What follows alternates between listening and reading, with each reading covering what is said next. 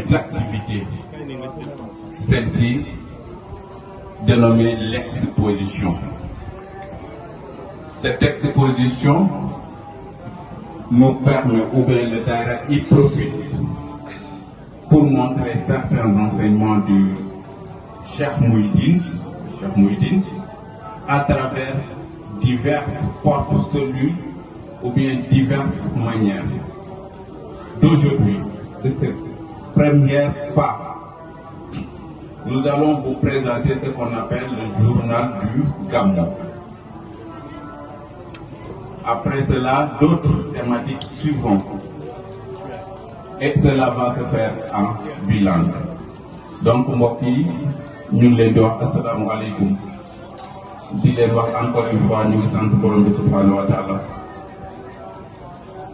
ñu ngi sant borom bi subhanahu wa taala bi ñu mayee sens ñu fekkee Gamou Médinatoul Dieylani. ñu ngi sant borom bi subhanahu wa taala ba ñu sélectionné boole ñu doon ay soppeek taalibe Cheikh Mouhidine. Yàlla moomu ñu ngi koy ñaan ci kattanam ak yërmandeem yàlla ñu yërëmal Cheikh Mouhidine te mu dëkk Seydina Muhammad Rasulullah sallallahu alayhi wa sallam. ndaje bi ñu daje tey nag ci tënk bokk na ci daje yi nga xamante ne daayira bi ñuy wax Baladul Amin da koy faral di def te lii ñu tuddee ko exposition ñu ciy wone njàngale jaar-jaar yoon bi ñu Cheikh Mouhidine tracé pour ñu jaar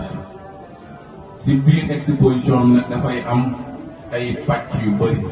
mais pàcc bi ñuy dooree moo nekk li ñuy wax présentation journal du Gamou. ñu war koo def ci ñaari langue benn partie français ak benn partie Kocc Barma. partie français bi ki ñu koy defal mooy monsieur El Hadji Faye bi nekk sama ndeyjoor. Exposition wolof bi ki ñu koy defal mu nekk Diallo Mouhidine. Sans plus tarder, nous allons commencer donc à introduire notre très cher professeur Monsieur Faye pour au moins il essaiera de nous résumer parce que le journal bi yëpp mënuñ koo wax d'une manière très méthodique. Nous savons qu'ils peuvent le faire parce que c'est un monsieur à qui nous apprenons beaucoup de choses à travers donc ces expositions qu'il nous donne. Et nous allons essayer de présenter brièvement, je pense, Cheikh Mouhidine Samba Diallo, un modèle pour la jeunesse, mais l'héritage aussi des guides spirituels repères pour la jeunesse d'aujourd'hui. Daïra Baladul Amin a plusieurs facettes. Le rôle du prophète Mohammed dans les réformes dans la réforme sociale et morale. Et nous allons aussi essayer, si le temps nous le permet, de présenter nos parrains, s'agissant de Mamadou Lamine Dramé, parrain du Gamou. Merci beaucoup, Pape Nour, pour la présentation. En tout cas, on est heureux à chaque fois de partager avec vous ce plateau. D'une manière générale, quand on parle journal du Gamou, c'est juste dans le but de vulgariser, d'exposer, de rendre explicite les œuvres des grands ou des guides religieux. Il y a des gens parmi eux qui sont méconnus du public. C'est le moment de les vulgariser, mais de montrer en réalité leurs œuvres. Voilà pourquoi on a initié le journal du Gamou. Et chaque année, on essaie de varier les thèmes. Pour cette année, par exemple, on a un thème qui porte sur Cheikh Mouhidine Alpha Samba Diallo, un modèle pour la jeunesse sénégalaise, Afrique ou bien mondiale, si on peut le dire ainsi. Héritage des guides spirituels, repère pour la jeunesse d'aujourd'hui. Daïra Baladul Amin a plusieurs facettes. Le rôle du prophète Mohammed sallallahu alayhi wa sallam dans la réforme sociale et morale. Ensuite, on a le parrain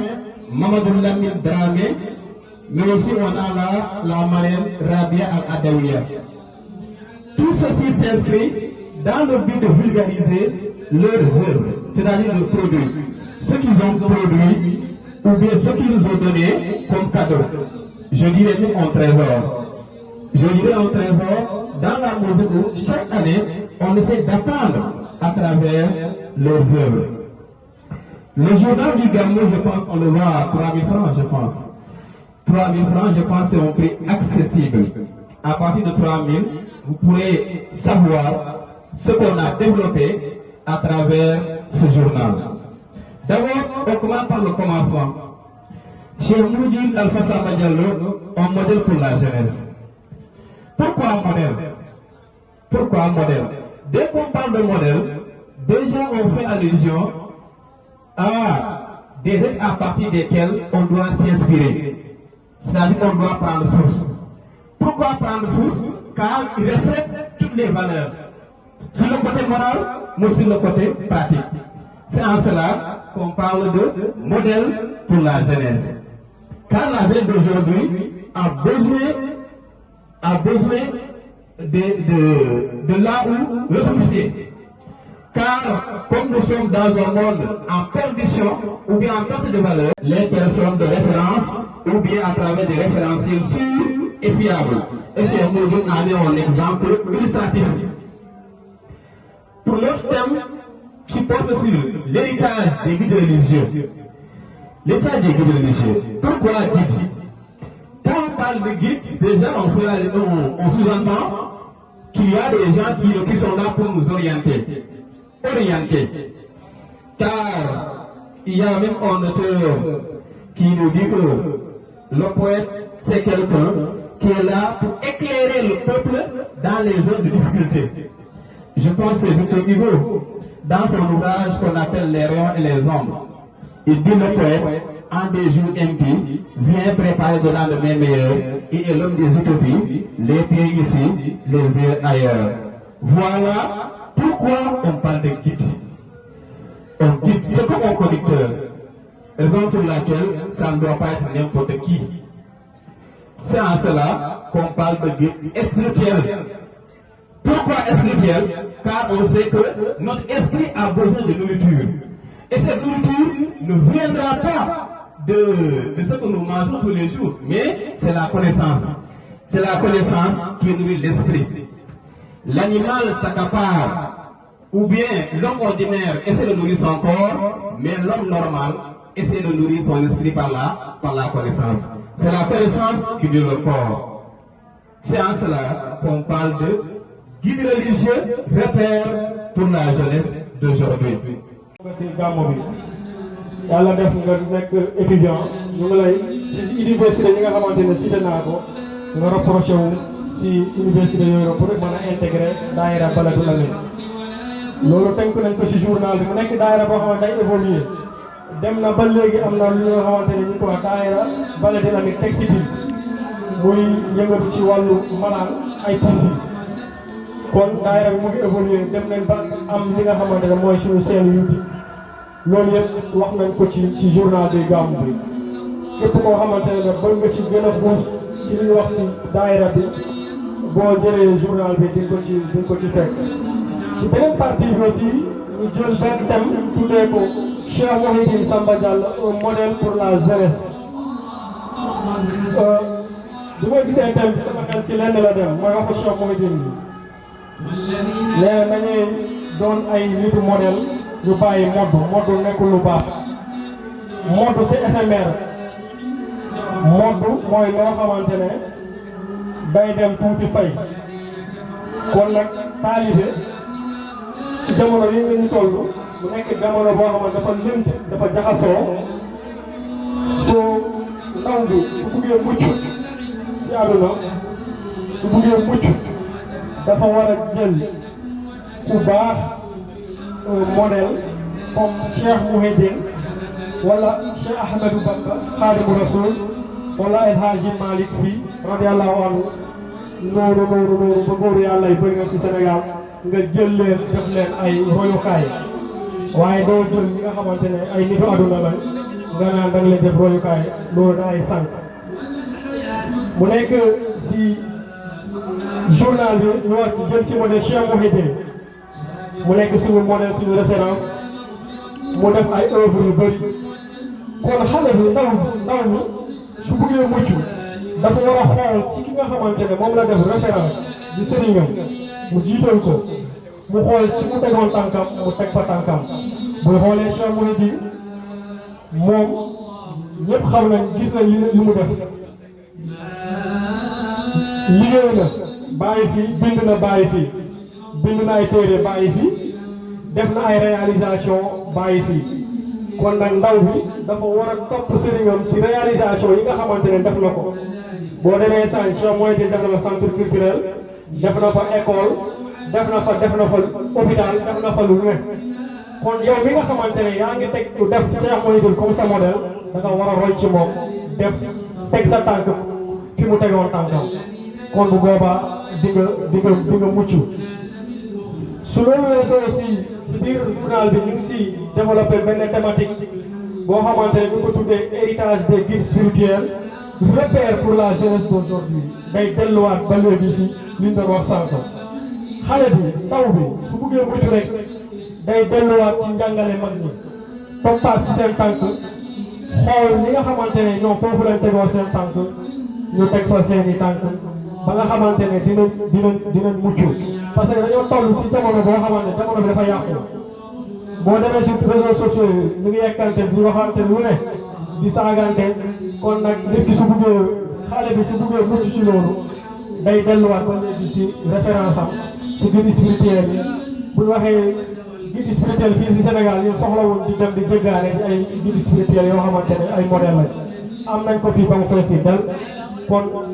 boo thématique boobu tamit développé nañ ko ci biir journal bi boo génnee ci loolu ñu ñëwaat ci daayira Baladil Amine facette une icône à plusieurs facettes mu nekk daayira boo xamante ne comme ni ma ko waxee woon sànq day yëngatu ci lu bëri événement religieux yi am si aduna bi yëpp dañ koy célébrer dañuy célébrer li nga xamante ne mooy Fathu Makka mooy li nga xamante ne mooy Badr dañ koy célébrer dinañ célébrer mooy Nisfu Saabaan dañ koy célébrer dinañ célébrer dinañ def aussi ay ziara comme ziara annuelle bi ñuy organiser fële ca université Cheikh Anta Diop dinañ def aussi ay hadratul asir yi nga xamante ne dañ koy def chaque aljuma ci université bi thématique boobu rek développé nañ ko ci biir journal boobu noonu ñu jëlaat encore le rôle du prophète Mohammed sallallahu alayhi wa sallam dans la réforme sociale et morale ba léegi rek comme ni ma ko waxee woon journal bi dafa nekk benn suite logique la toujours ndaw bi la ñu bëgg a teg si yoonam lu gën a yaatu ci li ñu wax da ngay ci rapproché wu si table bële ñu jaaree journal bi nga lire ko nga gën koo xam kon loolu laa amoon loo xamante ne bëgg naa ko kaddu yoo xamante bëgg naa ko yëkkati di leen jaajëfal lool di jëggalu ci kaddu yi nga xamante ne jël naa ko ci kanamu kilifa yi di tuub di jëggalu lépp loo xamante ne jum na ngeen xam si yàlla la lépp loo xamante ne njuumte la ngeen xam ne suñu mat kii la ñàkk a mat la suñu xam-xam bu néew la salaamaaleykum wa rahmatullah. aleykum fa mu sosoo si université Cheikh Anta Diop ak fi mu toll ci jamono ji boo am ay càllala yu bëri si université yi nekk si Sénégal yëpp wan nga ñu comme niñ ko waxee sànq si nasaraan ne Cheikh Mouhidine képp doy na modèle wan nga ñu tamit ne si waxu Cheikh bi dañu doon xamal ne topp modèle moo gën topp mode wax jooju rek doyoon na ci ku nekk jàng ci xam ci lan mooy modèle su weesoo moom bi mu ko waxee ak jëf yi mu jëf ci liggéeyam ñu xam mën nañu dëggantaan kan mooy modèle ak nan lañ ko war a toppee wan nga ñu aussi liggéeyu Baladil Amine lu mu doon ba si muy jëmmal muy xatara yi muy def muy Fathu Makka muy Badar yi muy bés yi nga xam ne sëñ bi wanoon nañu ko yëpp Baladil Amine da koy jëmmal si cellule bi yëpp mu am mais tamit conférence annuelle bi nga xamante ne Baladil Amine day dajale mbokkam yi ak mbokku taalibe yi ñu koy defee sa Dakar wane dëgg-dëgg daal Baladil Amine rôle am mooy wane continuer liggéeyu cheikh bi wax ñu ci parrain bi ak marraine bés bi muy Mamadou Lamine Dramé wan nga ñu encore une fois ne góor yàlla bu mag la woon mais ñu bëri xamuñ woon ko te loolu bokkoon ci li cheikh bi doon wane pour ñuy xam góor yàlla yi liggéeyal yàlla ci suuf. Mamadou Lamine Dramé nekkoon ku doon bañ nootum tubaab ci Afrique de l'Ouest bokk ci ñi njëkk a résister doonoon ay nit yàlla yu jàng alxuraan boo xam tubaab bi ñëw bëgg a indi seen mbir ñoom ñu teel a comprendre ba xare ci ñu tëj leen ci toroxal leen ci terewul ñu xeex di xeex ba bay fi seen héritage islamique ba tey jii seen njaboot ba tey jii diine islam des ci diggante Saalum ak Gambie donc mu doon ku jar a xamle tey jii ñu xamle ko ak soxna si ñuy wax Rabia al Adawiya ñu ci bëri turam ñu ngi ko dëggee ci cheikh bi tey bala doon ami ñëw wanewaat ko mu doonoon jigéen boo xamante ne am na fu mu féete woon di dem ba bokk ci nitu yàlla yi gën a mag dem dafa da doon wax ne moom xolam ni yàlla da ciy fees dell ba keneen amu ca wàll ba mënta looloo tax mu mënta amati borom kër ndax xolam bi mënta bëgg ku dul yàlla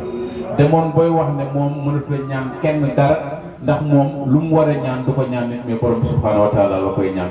donc yooyu yëpp yaakaar naa ne tey war nga ñu ko xamal ñu loolu si résumé ne loolu yëpp nag ñu ngi ko defee ci journal bi ñu présenté te journal bi ñu ngi koy wéccee ko 3000 francs loolu tamit je pense que am na ay leçons yu bëri yuñ ci tiré war nga ñu ne loi islamique jàngale yàlla ak yeneen bi suñ ko toppoon suñu jafe-jafe dina jeex ci dunia donc li ñuy wax démocratie li ñuy wax ay yeneen courant yi fi nekk yëpp suñ jëloon loi islamique ñu teg ko ci penc mi ak niñ ko war a tegee je pense que jafe-jafe ak crise yi ñuy dund yëpp mën naa ñàkk donc loolu moo nekk première partie bi di présentation journalu Gammo bi suñ ci weesoo ba ñu julli ba noppi am na yeneen thèmes yu ñu fi war a aborder ak yeneen i nit mais tamit ak ñaar ñi toog fii lu ci mel ni ñoom Souleymane maa ngi koy nuyu moom mi toog dinañu am ay waxtaan yu ñu waxtaanal ay thématique islamique yu ñu war a aborder ci kanam mais tamit sëñ Keba dina ñëwaat pour waxaat ñu jaar-jaaru famille Cheikh Mouhidine ak fi mu toll ñu am ay question réponse ñu nag ñi fiy fekkee ku ci waay bëgg a def témoignage wala question je pense que nañ ko may opportunité bu mu ko defee si loolu je pense que mën nañoo arrêter temporairement l'activité ba dem julli di ñëwaat asalaamaaleykum wa rahmatullah. À travers plusieurs formes, d'autres plusieurs fonds. Et aujourd'hui, les cellules en ont des exemples illustratifs. Et je pense qu'aujourd'hui, à travers les cellules, on peut, même d'ici des années, avoir des fédérations ou bien des comités. Et c'est possible. Et on prie à Dieu, d'ici des années, on peut avoir des fédérations à travers toutes les régions du monde, à travers toutes les régions de notre pays, mais aussi à travers le monde entier. Aujourd'hui, il y a la cellule diaspora qui essaie aujourd'hui, il y a la cellule diaspora qui, à travers ses activités, essaie d'identifier les disciples de Cheikh Mouhidine à travers le monde entier. Et il y a aussi la cellule mère, il y a l'autre cellule Bambey, et on essaie à chaque fois que, de jour en jour, on voit que les disciples augmentent. Et je pense que ça, c'est l'exemple d'un homme de Dieu. À chaque fois qu'on voit que, depuis sa disparition, ses œuvres ne cessent d'augmenter, ses œuvres ne cessent d'émerveiller le monde entier. Tout ceci pour illustrer que c'est un homme qui avait mis l'accent sur la bonne foi, sur la droiture, sur la justice, sur l'honnêteté, sur le sérieux, mais aussi sur toutes les qualités qui résistent le comportement d'une bonne personne. Ensuite, il y a un thème qui porte sur le rôle du prophète Mohammed sallallahu alayhi wa sallam dans la réforme sociale et morale. C'est-à-dire comment le prophète a essayé de transformer nos comportements. Parce que quand on parle de réforme, ça oui, il y a des actes qui étaient là, et ces actes-là ne répondaient pas aux normes islamiques. C'est en cela qu'on envoie des envoyés de Dieu, qui sont là pour orienter, mais aussi pour donner de nouvelles repères. Ensuite, on nous parle de Mamadou Lamine Dramé, qui est aussi un homme qui a mis qui a mis toute sa vie au service de la Oumma islamique. Comme on l'a dit avec les prophètes, même les autres ont pour mission de donner à l'homme une nouvelle image. C'est tout le charme des envoyés de Dieu qui sont là pour donner une autre image beaucoup plus parfaite, car on en a besoin. Voilà le rôle de notre parrain, Mamadou Lamine Dramé, qui a mis toute sa vie pour le rayonnement de l'islam, dans la paix, dans la solidarité, dans l'entraide, dans la justice. De même, Rabia Adawiya est une exception, car au départ, comme l'a dit l'exposant d'hier, la femme d'hier n'avait pas le statut de diriger ou bien d'accéder à des responsabilités. Mais avec Rabia Adawiya, ici on voit que les dames ne laissent plus tout le monde, ne laissent plus les seuls aux hommes. Il essaie à chaque fois, on voit qu'avec lui, la femme a une autre image. Et ceci a donné aussi à d'autres gens d'avoir le courage. Ensuite, le thème s'apporte sur le prophète toujours, éducateur des cœurs et des sociétés. Éducateur des cœurs. Car on sait que nos cœurs à chaque fois trouver un sens à la souffrance, un levier pour avancer. buñ ko tënkee mooy ay souffrance bi ñu ko waxee mooy ay jafe-jafe mais jafe-jafe yooyu normalement gannaaw jafe-jafe nit ki war na mën a bànneexu moo tax ñu ne trouver un sens à la souffrance, un levier pour avancer. La souffrance peut être définie comme l'ensemble des épreuves difficiles qui peuvent arriver à un être. Elle peut se manifester sous différentes formes. am na ñoo xam ne seen souffrance nattu la mais nattu la pour yéeg mën a xam sa borom loolu mën a jël exemple yu bëree bëri suñu maam Ibrahim yonante bi sallallahu alayhi wa sallam ak ñeneen am na ñu bëri même sëriñ bi nga xam ne moom moo ñu nampal ci lu bëri moom fekkee dund na ay jafe-jafe mais jafe-jafe yooyu mën nañu wax ne bu wéyee ñun ñii ñoo am nooflaay bi ñoomu coono kese la ci jëlee. En l'islam, ce souvent est conçu essentiellement des moments de difficulté et des situations instables que le croyant peut renforcer ou bien peut rencontrer durant sa vie. maanaam bu ñu waxee ay souffrance mooy nattu yi daal nit daanaka en tout cas bu nekk gëm yàlla nattu yooyu du ko jëlee nattu du ko jëlee ay problème mais day xam ne lii day tax mu mën a jàll parce que yàlla dañuy wax ne yàlla bu la nemee da lay nattu te dañuy wax ne ku la bugg a tooyal foog mu xuus loola ku la bugg a jëriñoo ku bugg nga jëriñu foog mu ñemel ay épreuve ay situation difficile mais pour ku gëm yàlla loolu du dara lu dul loo xam ne da lay yëkkati. Le musulman doit remettre tout en Dieu, qu'il soit en bonne santé, malade, qu'il soit pauvre ou riche.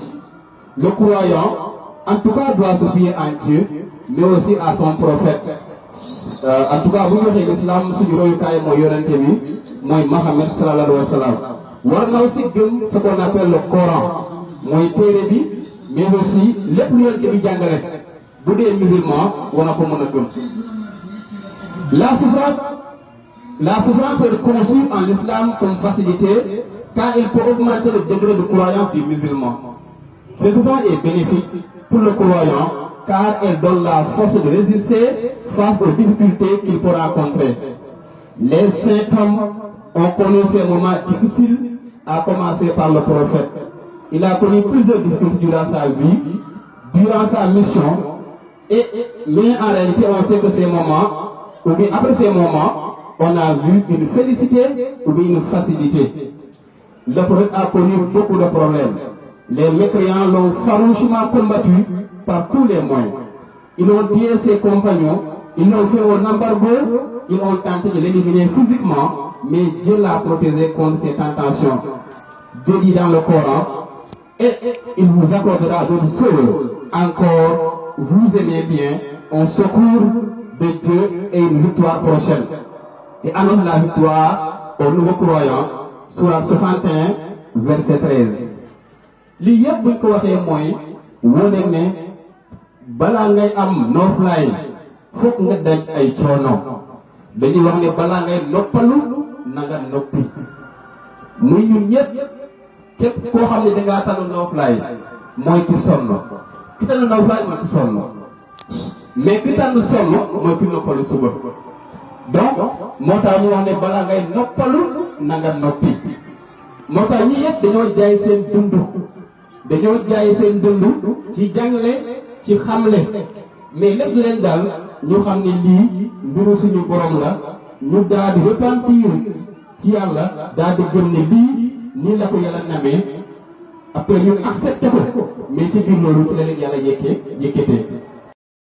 Réussir sa mission et a proposé le message de Dieu partout dans le monde. Il a surmonté tous ces obstacles grâce à son dévouement, sa croyance et l'aide de Dieu. C'est ainsi qu'il a réussi spectaculairement sa mission en instaurant l'islam dans les 4 coins du monde et en écartant l'ignorance et la ségrégation.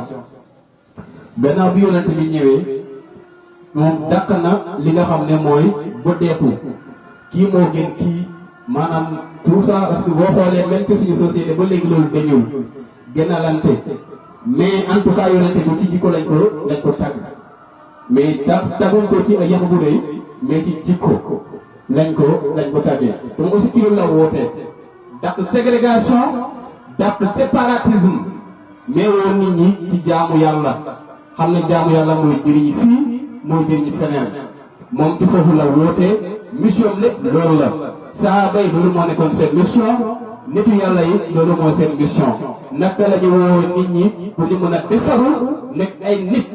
pour bu ëllëgee yàlla mën leen a gërëm mën leen a sant loolu mooy le combat de tous les prophètes que Dieu a envoyés sur terre. En plus, la majeure partie des prophètes ont connu des difficultés, mais ces difficultés les ont rendus plus forts. La plupart des prophètes, ou bien les prophètes ont connu des difficultés, mais ces difficultés l'ont rendu très fort. Difficultés yooyu mën nañu wax ne jël na yokk courage yokk leen jàmbaar xam ne lii c'est des passerelles foo xam ne ci nga war a jaar pour au moins yàlla mën laa yëkkati c'est pas pour rien yàlla wax ne mu ngi ànd ak ñi nga xam ne mooy waaye muñ ñi muñ al sabirin yàlla ñoo lay àndal ku muñ danga muñu comme on le dit en l'adage wolof. Malgré tout, Dieu l'a pardonné. Avant d'en arriver là, j'ai parlé un peu de Seydina Adama, le cas de Seydina Adama qui est sorti du paradis avec tous les avantages et est descendu sur terre pour se débrouiller car il a fauté devant son Créateur. Mais malgré tout, Dieu l'a pardonné et l'a donné une descendance pieuse. Ainsi le Coran dit, tous deux, Adam et Ève en mangèrent, alors leur apparut leur nudité, ils se mirent à se couvrir avec des feuilles de paradis. Adam désobéit à son Seigneur et il s'égara. Son Seigneur l'a ensuite élu, agréé et l'a guidé. Sourate Taha, verset 121, 122. Même si l'imam Adama, moom aussi muccul gannaaw bu mu fóotee yàlla wàcce na ko ci suuf mu sonn moom ak suñu maam Awa mais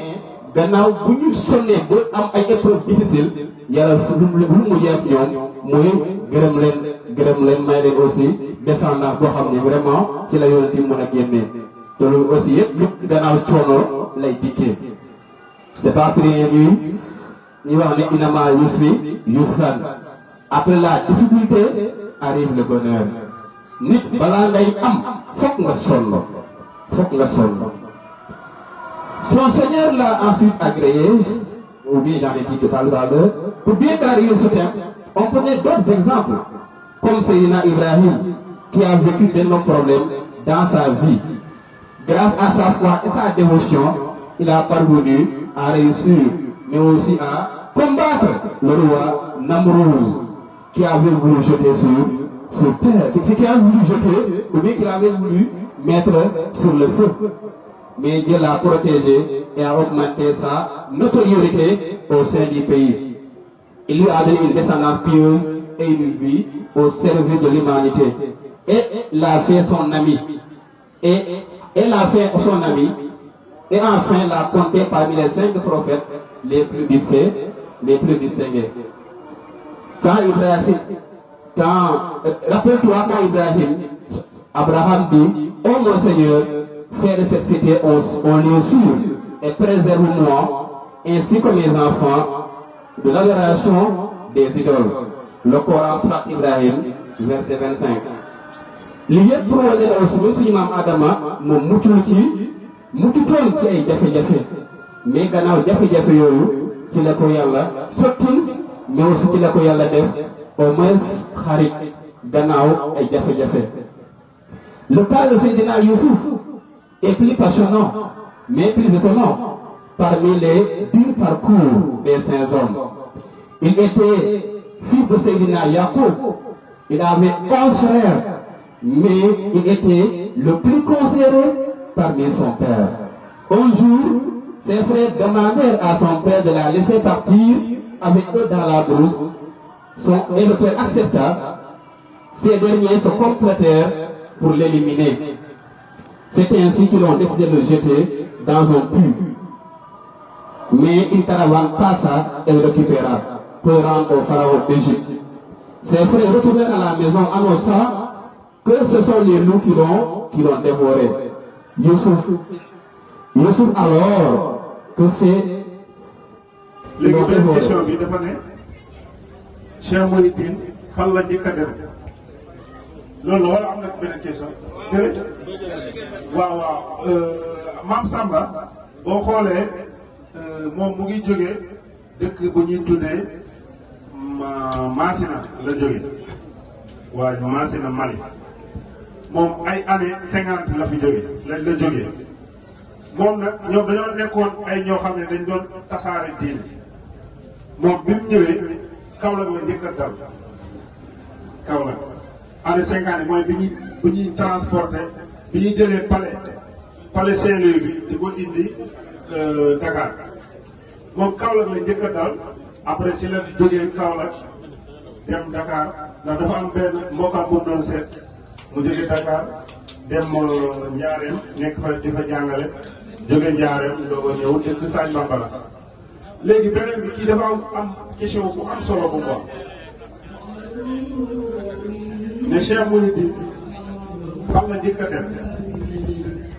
Cheikh Mouhidine parcours am dafa métti ndax da doon dox c'est-à-dire amutoon bourse amutoon lu mu doon fayee jàng boo xoolee Sénégal la jógee jaar Mali jógee Mali dem Burkina comme carte bi rek ba nu mu yeggee Bagdad ba Libye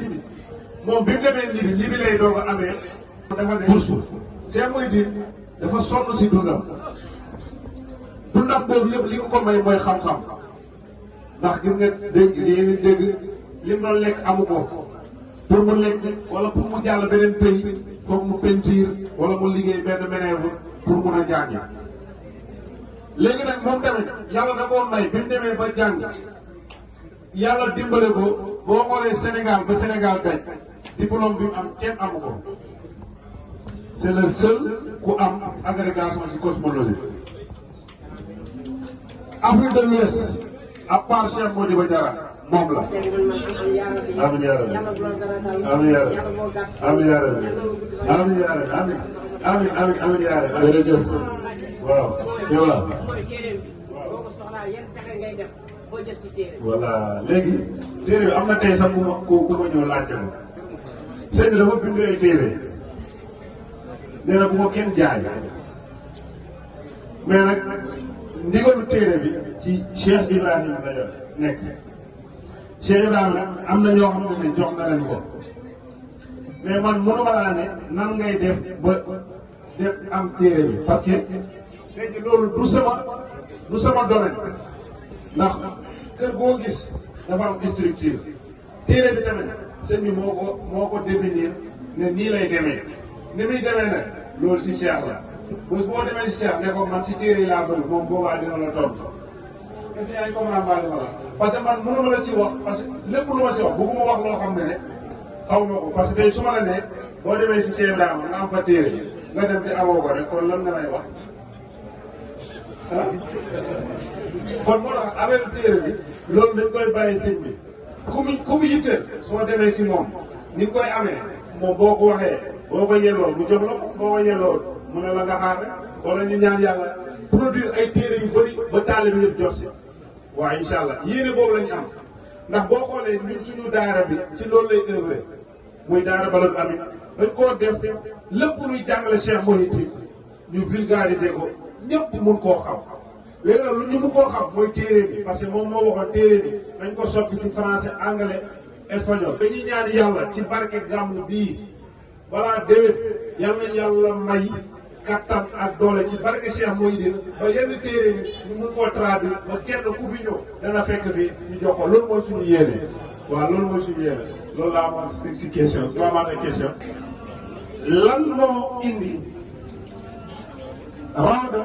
bi nga xam ne maam Samba Diallo di waajuru Cheikh Mouhidine fu mu tëdd garab boobu cosaanam lan la. maa ngi tudd Bakary Niang. waaw maa ngi dëkk Diaglé. waaw. région de Saint-Louis département Dagana commune de Issatoor. waaw. Cheikh Samba Diallo mu génne àdduna avant mu génne àdduna damu woon mu dundal ko étude bi yàlla ba.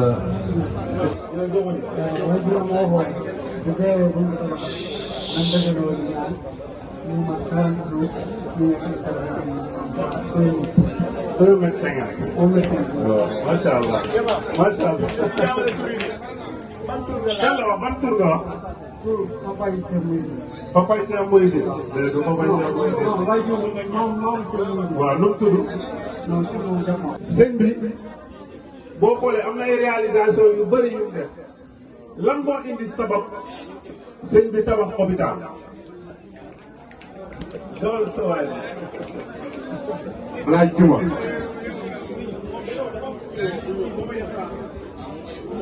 asalaamaaleykum wa rahmatulah. sababu moo tabax hôpital bi dafa am benn bés dafa feebaroon moom mu nekkoon ndongo daara mu dem ci benn barab pour mu faju mu ram ba yegg si gars yi ne ko ban école nga jóge mu ne leen man ci daara ji laa jóge ñu ne ko ko fii demal feneen ñii duñ fa jóge ndongo daara élève la ñu wax ci ñi jàng tubaab lañ koy dama mooy que daa am benn bés sëñ bi di dem xamatuma ban dëkk la daal Lindiane mais après dafa romb benn femme ci kaw sereetu mbaam quoi boobu femme bi mi ngi nekk enceinte léegi après bu mu ko rombee mu xam ne lii daal métti quoi léegi après mu ne kooku noonu dafa dem ba si yàgg après mu des yoon bi après mu perte doom ji yaay ji après yàlla jël ko quoi léegi nag après nee na loolu naqadi ko lool nee na après loolu naqadi ko lool léegi bu mu ñëwee nee na mu wàccee téere yi mu amoon yëpp def ci kaw suuf léegi nag après mi ngi ñaan yàlla na ko bëgg naa bu ëllëgee nga may ma loo xam ne dinaa ko tabaxal jigéen ñi nga xam ne bu ëllëgee képp ku ci ñëw di wësin boobaa doo koy dara moo tax mu jaayante ko ak yàlla ak sant bi Seydina Muhammad yàlla may ko daal loolu. est-ce que loolu bëri. waaw.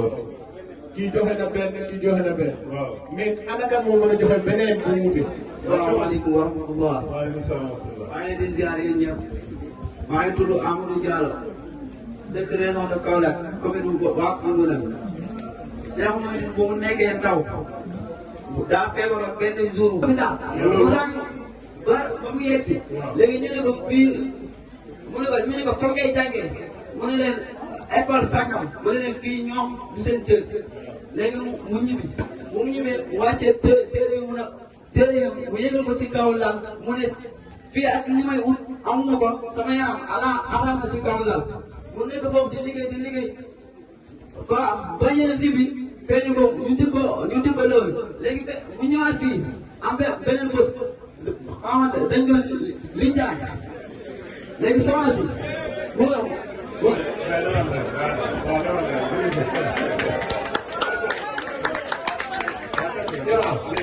kii mu ngi ci yoon bi léegi mu ngi ci yoon bi macha allah. waaw gis nañ ne. li lu tax ñu koy def. c'est très important. ndax xam nañ ne yéen dund leen Cheikh Mouhidine si wax rek mais da ngeen koy dund si jëf. léegi nag dañuy nettali rek histoire hôpital la. ñu déglu bi si njëkk sëñ bi comme ni ko ñëpp waxee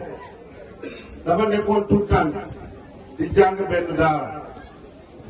mu feebar bu métti mu dem rang ci benn hôpital bi mu ñëwee rang ba tuuram jot ki ko doon faj ne ko yow kan nga ban école ngay jàngee mu ne ko man école arabe bële laay jàngee sëñ bi waaye ne ko ñun fii duñ fi faj kuy jàng alxuraan kuy jàng français la ñuy faj sëñ bi nag loolu métti ko bi mu ñëwee fekk boobu mu ngi dëkk Kaolack Saara mu dugg si néegam jël téeréem yépp teg ko ci kaw mu ne yow yàlla maa ngi lay ñaan nag ma may alal ma tabax hôpital boo xam ne kenn du fay mu nekk di ñaan ay at fanaanul si nee na tànk li muy ñaan amut moom du tëdd si kaw lal ba benn bés si bés yi mu toog biir néegam yonent yàlla mooy sallallahu alayhi wa sallam ak saxaaba yi ñëw biir néegam ne ko li nga doon ñaan yàlla nangu na fekk moom néegam dafa jàkkaarloo néegi tàntam bi ko yar mu génn mu ñëw fekk tàntam mu ngi lox mu ñëw mu ne ko lan la tàntam moom dem mu laajte la mu ne yonent yàlla mooy sallallahu alayhi wa sallam ak saxaaba yi ñoo ñëwoon léegi sama néeg mu ne ñoom laa gis léegi ñu dugg sa biir néeg léegi nag ay jamono yu def am benn femme boo xam ne mu ngi dëkk benn dëkk bu ñuy wax Cangaane muy am doom yéeral ko si saret di ko yóbbu hôpital bu Kabatooki oto mbëkk leen femme bi muccut doom bi muccut sëñ bi tamit ñaanal yàlla ne yow yàlla du yàkkamte mais maa ngi ñaan yàlla nag ma may alal bu lew ba mu mën a tabaxee hôpital ba xam ne jigéen yi dootu yéegati si saret yonent yàlla moom sallaaw feeñuwaat ko ne ko li nga ñaanoon yàlla dana am bés bi ak waxtu bi rek moo jot moo des léegi nag mu am benn femme bu feebar chaque 6 mois day dem Allemagne ñu dindi deretam defaat si beneen deret bi mu ñëwee moo ko sëñ bi mu ne ko maa ngi doog a dégg feebar boobu sëñ bi defal ko li mu koy defal femme bi dem Allemagne docteur bu xool ko ne ko sa yaram amatul benn jàngoro mu ne ko sa yaram amatul benn jàngoro docteur bi ko doon faj tubaab la mu am benn doom boo xam ne cancer la am 3 mois moo des mu dee mu ne ko yow ki la faj nii mun na faj sama doom bi mu ne ko man de ki ma faj ab taalibe la ci àll bi la nekk ñu indi booy bi jëlee ko Allemagne indi ko suñu waay di jaar fa jaaroon ba tey xale bi mu ngi dund xam nga cancer foofu jàpp dee rek léegi nag kooku yónnee ko teraanga yu bari ci xaalis mu oo ñu gën a jege ci kër gi mu ne nag lii li ma yónni ci yàlla mooy sallallahu alayhi wa sallam waxoon la xaalis bii ci faj laa ko amee ci faj laa koy deret mu oo benn waay bu ñuy tuddee Alioune Badara Dieye moom moo tabax Rawda bu Baay Ñas mu ne ko damaa bëgg nga defaral ma defi hôpital nga ñëw hôpital Sagne bi amul plan Cheikh Mouhidine moo ko tracé boppam yal nañu yàlla fayal Cheikh Mouhidine kooku dem def lépp ñëw ne ko 111 millions la suñu waa ji ree ci réyam bu neex bi ku ko mën a def réyam bi ku mën a ñëw réew Cheikh Mouhidine joxal micro bi réew Cheikh Mouhidine waxuma réew Cheikh Mouhidine reetaanu Cheikh Mouhidine waaw joxal kële joxal weer yële joxal weer yële joxal weer yële. Kéba gaa yëpp lee nañ ci seen lam boobu ndax nit yàlla moom mu ree mu ne ko dafa tolloog laa ilaaha illaa huwa ak baat bu ñu tuddee kaa bi yàlla doy na lépp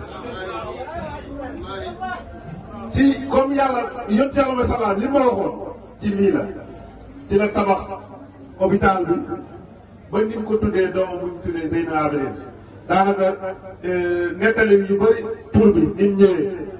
am koo xam ne ki mu doon faj mu ñëw dafa amoon doom am seytaane mu dugg si moom muy daw di ndax tey jii yéen a mën am permettre ñu mën a exprimer wu lu nekk si ñun li nekk si man moo nekk si kii moo nekk si kii mooy kan wax la Cheikh Mouhidine kon loolu man loolu laay ñaax sama bopp di ko ñaax ñun ñëpp dëkk bii dëkk bu sell la bëri bu waa jële mu ngi taxaw si kaw di ñu xool wallaahi ku fa dugg dina la xool jàq ak bët moo ko wax voilà kon fan lay nekk di ñu dëgg ah dañ leen laaj fan lay nekk di ñu dëgg fan lay nekk di ñu dëgg waaw Kéba gaa ngi xaar Kéba wàccal niveau non bàyyi ñu dem bu ñu toll fii duñ taxaw waaye ba yàq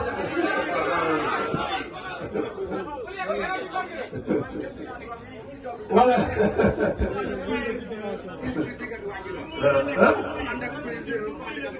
dégg nga wax na lu leer nee na sëñ bi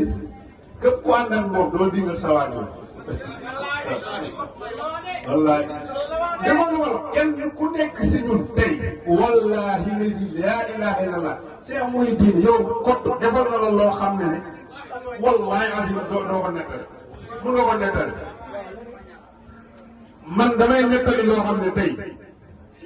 billahi wallahi man dama sant yàlla bi ma bokkee ci njabootu Cheikh Mouhidine dafa am affaire bu yéeme bu ma daal boo demee Dakar arrêt Six oto yi dañuy daw lu gaaw a gaaw yàlla dimbale ma wàcc di traversé bi ma tegee sama tànk ak oto bi muy yegsi ak bu ma gisaatee sama bopp si kaw trottoir bi dafa mel ni nit moo yëkkati samay mbàgg teg ma si trottoir bi wallahi lazi laa ilaha illallah wallahi te dama même borom oto bi dafa taxaw moom pour moom rey na ma dee naa bu yàgg mu ne dara dalu la ma ne dara dalu wallahi te dafa yegsi ba dëggalu ma la man yegsi na man pour ñëpp yuuxu nañ ne dee na ñëpp ñi ne ko si tali bi ñëpp yuuxu mu mel ne dañ maa yëgëri ne ma jàpp si territoire moo tax képp ku ànd ak Cheikh Mouhidine bu ragal wallahi lasi bu nekkee sa xol nga gëm ko bu dee jàng suñu borom xol da lay dimbale xéewal bu dee liggéey suñu borom da lay xéewalal na nga dund rek si lim la wax mais xam nga benn man taalibe Cheikh Mouhidine la Cheikh Mouhidine bu ñu waxee nga daanu yuuxu nga xataraayu te fekk li ngay wax ci xottu kese la loolu amul xamal la jaayante la li Badiane di wax te ñun ñu fi nekk ñëpp jaayante moo ñu fi indi ana taw bi bu doon taw galas sax dañuy ñëw bu doon taw sama sax dañuy ñëw ndax suñu waa ji jaral nañu ko léegi nag dañuy ñaan yàlla suñu waa ji di Cheikh Mouhidine mu ñuy dégg yàlla ñu def xéewal baawaan teraanga àdduna àllaaxira lépp loo xam ne soxla bu fi waaye am yàlla suñu borom defal si barke Cheikh Mouhidine léegi nag nee na trop léegi dañuy dugaat ci question yi comme ni ñu doon def après ñu ñëwaat ci exposition tuuti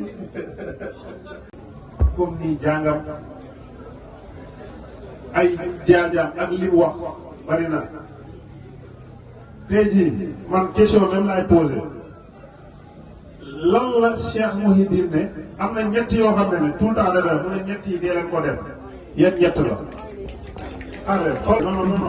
mooy nit jëm ko ay suuxam bu ñu responsabilité morale mu ngi mel ni du jéelaan responsabilité morale la responsabilité morale la lu fi nit def dañ naan mel du jéelaan la xewee nit ki booy laaj da ngay laaj lay dellu ci sa borom li lay yokk sëriñ bi lii la ñu won ñun li ñu amal njëriñ mooy sëriñ bi lu ñuy wonee ba ñu jaamu yàlla ba suñuy ijaaba mun a tëbb ci barkeem am lu ñu bëgg loolu njëriñ góor gi moom moo ñu ñor njàngaleem moo ñu ñor Mouhamad borom guddi bi moo ñu yor mën nañoo yem ci loolu mën nañ ci ndax ba keroog bi mbir mi fi yem ñu xam ne fa la yem mooy suñu cër. kii dafa laajte mu ne kan moo njëkk a jàngal Cheikh Mouhidine Cheikh Mouhidine waajuram moo ko njëkk a jàngal muy maam Alpha Rahma mais jàngaloo ko lu bari dafa am benn nit ci yàlla boo xam ne dafa am jotaay bu mu bokkoon ak waajuru Cheikh Mouhidine bi mu gisee Cheikh Mouhidine rek mu ne papay Cheikh Mouhidine mu ne kii waajur bi mu gisee Cheikh Mouhidine rek dafa wax maam Amma ne ko kii sóoratu ko sa wet ndax li ñuy wax ñaari mbalka ñaari kuy mënuñ bokk benn mbalka ndax boobu tamit yàlla won na ko ci baatin ne Cheikh Mouhidine dafay sotti te Cheikh Mouhidine dafa nekk xale rek loolu nag sotti yàlla suñu borom moo ko jagleel loolu nag du nekk ci nit ku nekk moom ba mu nekkee ndaw ba ni mu màggee Cheikh Mouhidine ci diine rek la nekk. yàlla may ko alal ju barkeel yàlla may ko xel mu dal ba li mu bëgg ci ummata bi li mu bëgg ci diiwaan bi mu mat ak sago di ziar Baladul Amin surtout section exposition chapeau dama doon yóbbu ay gan ci rawda bi ma romb leen mënuma leen ñàkk a ziar Kéba maa ngi lay ndokkeel bu baax a baax yaa ak El Hadj ak Pape ak Mouhamadou mate ngeen fi ngeen teg bu baax a baax a baax kaddu yi kaddu remerciement la rek ak encouragement di leen ñaanal yàlla suñu borom déwén ngeen mën lu raw lii di dénkaane rek ay kaddu yoo xamante ne xëy na kaddu sëriñ bi la ci umata bi nga xam ne ñoo ñëw di gàmmu bi ñu leen di ñaanal gàmmu jàmm d'abord ngeen li ngeen ciy wut ak li ngeen ciy wund yàlla may leen lu romb seen njort ku fi indi jàngoro yàlla fajal na ko ku fi indi tawat yàlla fajal na ko ku ciy wut liggéey yàlla defal la ba nga am lu romb sa njort ku ciy wut borom kër ko bu ciy wut soxna yàlla defal leen lu romb seen njort xanaa rek di am mbégte lool ñii li ngeen dañ ko mëte Kéba su ma juumul ci depuis 2012 ba léegi moom moo yor exposition booy natt 2012 ak 2025 mu ngi ci 13 ans donc li muy wax daka xam ma lay jaajëfal bu baax di leen ñaanal yàlla kàttanal leen salaamualeykum wa rahmatullah taala wa barakaatuhu. dans les universités ñëw ñëpp si Sagne Bambara si jamono jooja ñuy dëgg ci ay nettali ne da doon béy mbéyum dër ñuy dëgg ne da doon maçon pour tabax jumaa ji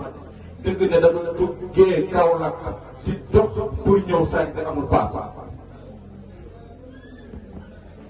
képp koo xamante ne yaa ngi xalaat ci loolu nga war a xam ne su nekkee ndaw nga nekk taalibe Cheikh muy di jàng am sagarul licence wala master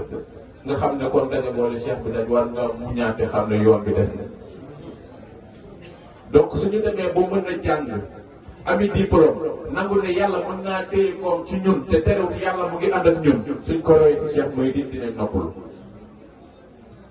donc ndépp kooku noonu moo bayoon diplôme yooyu bay lépp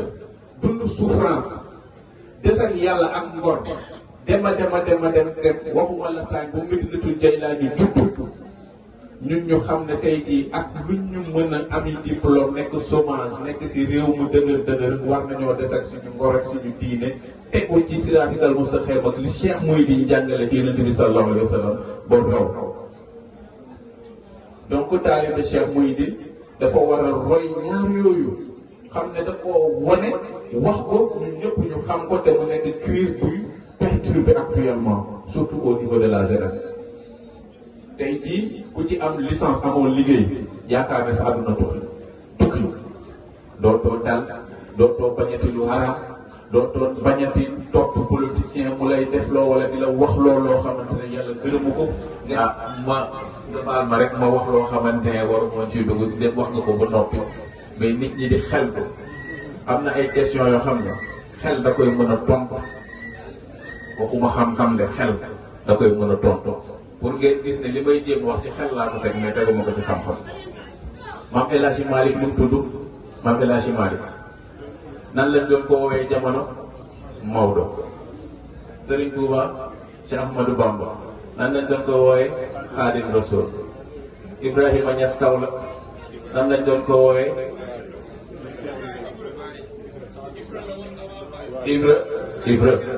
Ibrahima France mi Ibra la Saalum di wax ngeen baal ma Cheikh Samba ñu dem ba ci kanam mu tudd nañu xam ne suñu tur yi ci pays suuf si dafa am tur mais góor yàlla yi dañoo am tur sa asamaan. asalaamaaleykum wa rahmatulah. boole ci ñaan incha allah bi ñu yeewee bu ko kii wax na ko di jaajëfal ñëpp di ñaaxaat public bi ñun lii lañ soxla saa su gàmmu jotee li sëñ bi di wax moo xam suba la moo xam ngoon la dañuy def ay plateau yu mel nii bay gàmm bi dañ koy def dañuy def conférence di indi ay thèmes di ci waxtaan jour gàmm tamit dañuy def exposé si suba dañuy waxtaan ngoon bi dañuy waxtaan képp koo xam ne daara la bokk wala mu jóge beneen diwaan ñëw fi ñu ngi lay ñaan saa soo ñëwatee gàmm suñu jotaay yi mi ngi si teew parce que lii daf ñuy dooleel day tax ñuy gën a xam cofeel kenn ku nekk parce que dina am loo xam ne man xaw ma ko nit xamal ma ko di jaajëfal ñëpp di ñaan yàlla defal suñuy mbir def si poos yi dara ñi am comme waa ji sànq dama ne célibataire comme célibataire nanguñ takk ñun tamit yàlla may ñu ñaareel bu baax. ma maa ko waxee ñaareel bu baax waaw ñi amagul yàlla may leen ñu am benn ñu am ñaar ñu am ñett am benn.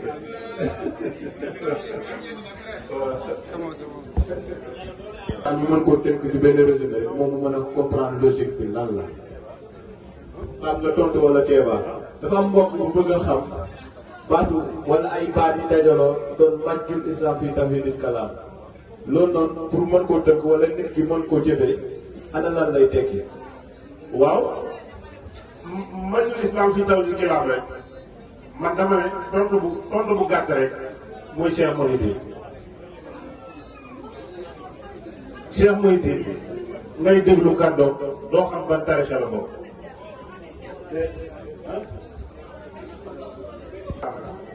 boo buggee baat bu gàtt rek mooy Cheikh Mouhidine loolu moo tax ma ne mooy Cheikh Mouhidine kase du Cheikh Mouhidine booy déglu lan la lay wax Baye Niass Serigne Touba Alaaji Malick góor yàlla yi te majjul islam lu muy tekki mooy benn leen diine bi mu ne suñu borom tey su ma koy misaal